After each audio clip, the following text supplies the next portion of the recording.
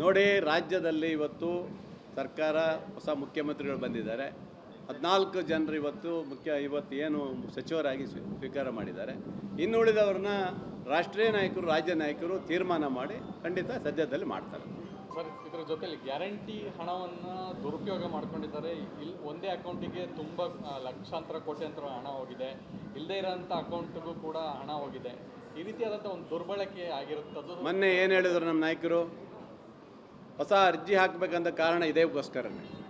ಸತ್ತವರು ಭಾಳ ಜನ ಇದ್ದಾರೆ, ಅವ್ರ ಅಕೌಂಟಿಗೆ ದುಡ್ಡು ಹೋಗುತ್ತೆ, ಬೇರೆ ಬೇರೆ ಅಕೌಂಟಲ್ಲಿ ದುಡ್ಡು ಹೋಗ್ತದೆ, ಫೋನ್ ಹೊಡೆದ್ರೆ ಸಿಗ್ತಾ ಇಲ್ಲ ಅಂತ ಹೇಳಿದಕ್ಕೆ ಇದೇನೇ ನಾವು ಇವತ್ತು ತಿದ್ದುಪಡಿ ಮಾಡಬೇಕಂತ ಬಿಟ್ಟರೆ ಗ್ಯಾರಂಟಿಯನ್ನು ನಿಲ್ಲಿಸ್ತೀವಿ ಅಂತ ಹೇಳೋದಲ್ಲ. BJP ಏನು ಹೇಳ್ತಾರೆ, ಗ್ಯಾರಂಟಿಯನ್ನು ನಿಲ್ಲಿಸೋಕೆ ಕೊಟ್ಟಿದ್ದಾರೆ ಅನ್ನೋ ಪದವನ್ನು ಹೇಳ್ತಾ ಇದ್ದಾರೆ.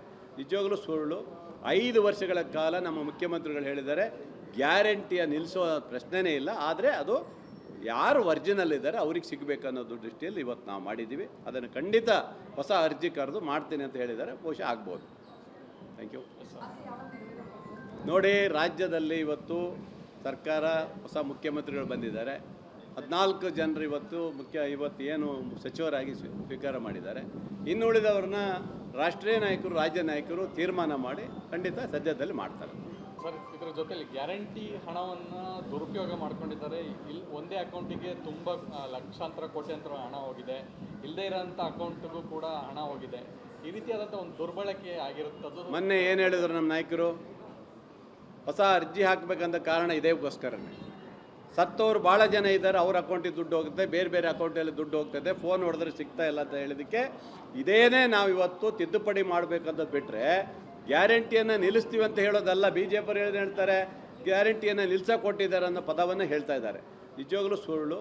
5 ವರ್ಷಗಳ ಕಾಲ ನಮ್ಮ ಮುಖ್ಯಮಂತ್ರಿಗಳು ಹೇಳಿದ್ದಾರೆ ಗ್ಯಾರಂಟಿಯ ನಿಲ್ಲಿಸೋ ಪ್ರಶ್ನೆನೇ ಇಲ್ಲ. ಆದರೆ ಅದು ಯಾರು ಒರಿಜಿನಲ್ ಇದ್ದಾರೆ ಅವ್ರಿಗೆ ಸಿಗಬೇಕನ್ನೋದು ದೃಷ್ಟಿಯಲ್ಲಿ ಇವತ್ತು ನಾವು ಮಾಡಿದ್ದೀವಿ. ಅದನ್ನು ಖಂಡಿತ ಹೊಸ ಅರ್ಜಿ ಕರೆದು ಮಾಡ್ತೀನಿ ಅಂತ ಹೇಳಿದ್ದಾರೆ. ಬಹುಶಃ ಆಗ್ಬೋದು.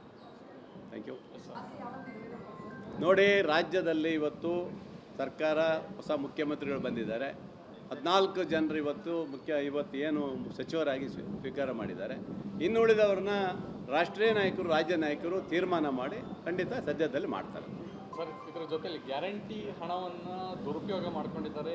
ಇಲ್ಲಿ ಒಂದೇ ಅಕೌಂಟಿಗೆ ತುಂಬ ಲಕ್ಷಾಂತರ ಕೋಟ್ಯಾಂತರ ಹಣ ಹೋಗಿದೆ. ಇಲ್ಲದೇ ಇರೋಂಥ ಅಕೌಂಟ್ಗೂ ಕೂಡ ಹಣ ಹೋಗಿದೆ. ಈ ರೀತಿಯಾದಂಥ ಒಂದು ದುರ್ಬಳಕೆ ಆಗಿರುತ್ತದೆ. ಮೊನ್ನೆ ಏನು ಹೇಳಿದ್ರು ನಮ್ಮ ನಾಯಕರು, ಹೊಸ ಅರ್ಜಿ ಹಾಕಬೇಕಂತ ಕಾರಣ ಇದೇಗೋಸ್ಕರನೇ. ಸತ್ತವರು ಭಾಳ ಜನ ಇದ್ದಾರೆ, ಅವ್ರ ಅಕೌಂಟಿಗೆ ದುಡ್ಡು ಹೋಗುತ್ತೆ, ಬೇರೆ ಬೇರೆ ಅಕೌಂಟಲ್ಲಿ ದುಡ್ಡು ಹೋಗ್ತದೆ, ಫೋನ್ ಹೊಡೆದ್ರೆ ಸಿಗ್ತಾ ಇಲ್ಲ ಅಂತ ಹೇಳಿದಕ್ಕೆ ಇದೇನೇ ನಾವು ಇವತ್ತು ತಿದ್ದುಪಡಿ ಮಾಡಬೇಕಂತ ಬಿಟ್ಟರೆ ಗ್ಯಾರಂಟಿಯನ್ನು ನಿಲ್ಲಿಸ್ತೀವಿ ಅಂತ ಹೇಳೋದಲ್ಲ. BJP ಏನು ಹೇಳ್ತಾರೆ, ಗ್ಯಾರಂಟಿಯನ್ನು ನಿಲ್ಲಿಸೋಕೆ ಕೊಟ್ಟಿದ್ದಾರೆ ಅನ್ನೋ ಪದವನ್ನು ಹೇಳ್ತಾ ಇದ್ದಾರೆ. ನಿಜವಾಗ್ಲೂ ಸುಳ್ಳು. 5 ವರ್ಷಗಳ ಕಾಲ ನಮ್ಮ ಮುಖ್ಯಮಂತ್ರಿಗಳು ಹೇಳಿದ್ದಾರೆ ಗ್ಯಾರಂಟಿಯ ನಿಲ್ಲಿಸೋ ಪ್ರಶ್ನೆನೇ ಇಲ್ಲ. ಆದರೆ ಅದು ಯಾರು ಒರಿಜಿನಲ್ ಇದ್ದಾರೆ ಅವ್ರಿಗೆ ಸಿಗಬೇಕನ್ನೋದು ದೃಷ್ಟಿಯಲ್ಲಿ ಇವತ್ತು ನಾವು ಮಾಡಿದ್ದೀವಿ. ಅದನ್ನು ಖಂಡಿತ ಹೊಸ ಅರ್ಜಿ ಕರೆದು ಮಾಡ್ತೀನಿ ಅಂತ ಹೇಳಿದ್ದಾರೆ. ಬಹುಶಃ ಆಗ್ಬೋದು. Thank you.